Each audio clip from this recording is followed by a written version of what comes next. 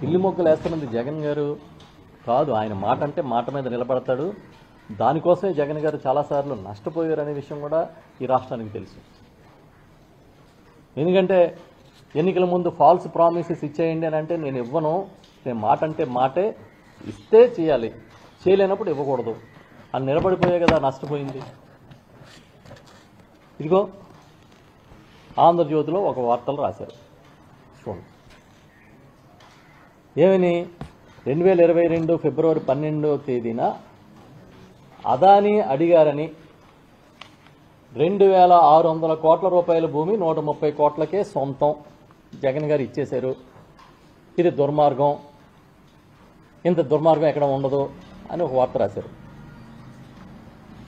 మళ్ళీ 2025 అక్టోబర్ 14 అంటే మొన్న రీసెంట్గా అతి గేతైలేరి అదానీ డేటా సెంటర్ అని రాశారు. అంటే ఉద్దేశం ఏంటంటే వచ్చింది అదానీ సెంటర్ కాదు అని చెప్పడం. కానీ గౌతమ్ అదానీ గారు ఇదిగో మేము గూగుల్తో కలిసి ఈ డేటా సెంటర్ని ఏర్పాటు చేస్తున్నాం అని స్వయంగా ఆయన ప్రకటించారు. మరి ఎవడ పిల్లి మొగ్గలేస్తున్నట్టు మీరే చెప్పండి. చంద్రబాబు నాయుడిని కాపాడడం కోసం పాపం నిరంతరం వీళ్ళ పడుతున్న తపన చూస్తే కొన్ని పత్రికలు, ఛానల్స్ వాళ్ళ కష్టానికి నిజంగా మెచ్చుకోవాలి. వీళ్ళు చేసే తప్పుని కప్పుపుచ్చడానికి వాళ్ళు పడుతున్న ప్రయత్నాలు, వాళ్ళు చేస్తున్న ప్రయత్నాలకి మెచ్చుకోవాలో జాలిపడాలో. అదానీ పేరెత్తితే జగన్ గారికి పేరు వస్తుంది కాబట్టి ఇది అదానీది కాదు, గూగుల్ వేరు, గూగులే పెడుతుంది అన్నట్టుగా మరి దీన్ని ప్రచారం చేస్తున్నారు. అంటే ఇప్పుడు గౌతమ్ అదానీ గారు అబద్ధం చెప్పినట్ట? చెప్పండి, మీరే చెప్పండి. ఎవరు చెప్పినట్టు అబద్ధం? మేము దీన్ని వ్యతిరేకించేటప్పుడు ఇప్పుడు మళ్ళీ ఏదో మాట మార్చారు అన్నారు. వ్యతిరేకిస్తే 2023లో జగన్ గారు ఎందుకబ్బా అక్కడ శంకుస్థాపన చేస్తారు?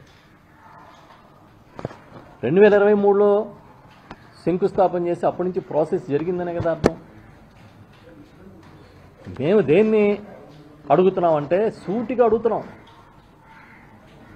ఈ గూగుల్ సెంటర్ వస్తే, డేటా సెంటర్ వస్తే 1,88,000 ఉద్యోగాలు వస్తాయని లోకేష్ గారు, ఐటీ మినిస్టర్ గారు ప్రకటించారు. గూగుల్ ఎక్కడా చెప్పట్లేదు. ఎన్ని ఉద్యోగాలు వస్తాయో నిజం చెప్పండి, అబద్ధాలు ఆడొద్దు,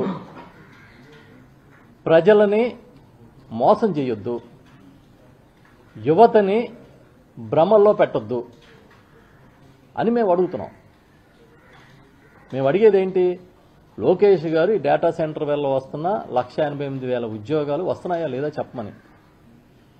మీకులాగా ఎన్నికల ముందు విశాఖపట్నంలో కానీ ఏమన్నా పెడితే అక్కడ భూకంపాలు వస్తాయి, సునామీలు వస్తాయని వార్తలు రాయించి ప్రచారం చేసి అధికారంలోకి వచ్చిన వెంటనే విశాఖపట్నం వచ్చే 10 ఏళ్లలో ప్రపంచాన్ని తలదట్టిన నగరం అవుతుంది, హైదరాబాద్ కన్నా పెరిగిపోతుందని స్టేట్మెంట్ ఇచ్చే బ్యాచ్ కాదు.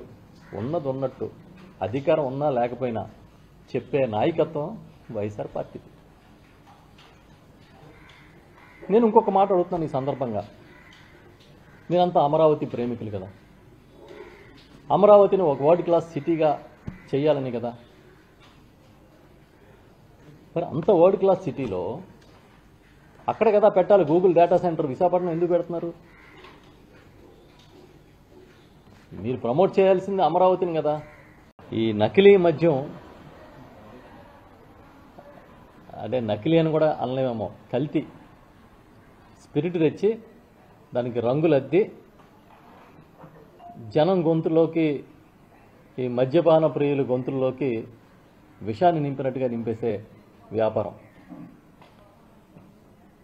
ఒక పక్కనేమో నకిలీ మద్యం, అటు చిత్తూరు జిల్లా తంబళ్ళిపల్లి దగ్గర మొదలుపెట్టి ఇటు పరవాడ దాకా